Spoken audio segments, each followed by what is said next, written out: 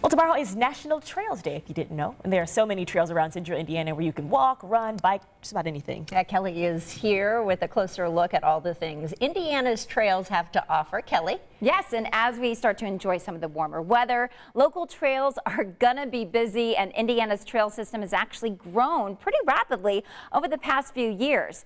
In April, Governor Holcomb approved $65 million in grants to build and improve the trails around the state. Indianapolis is expanding the Monon Trail, and the plan is to connect it to the Nickel Plate Trail in Hamilton County.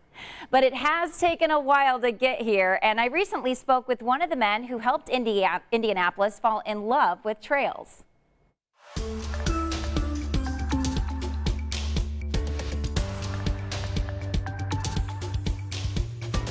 Walking and biking trails have been popping up all over Indiana.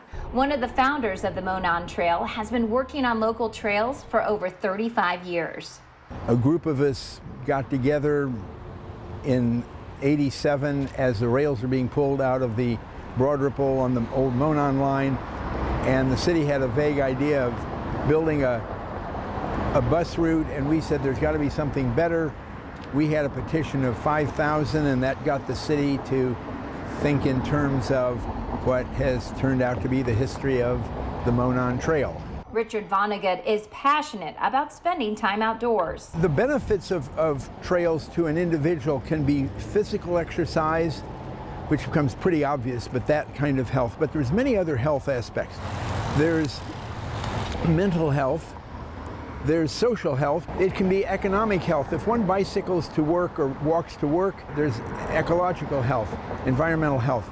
There is spiritual health in that one is walking through the cathedral, as it were. Trails provide great health benefits, but trails also allow you to connect with your community.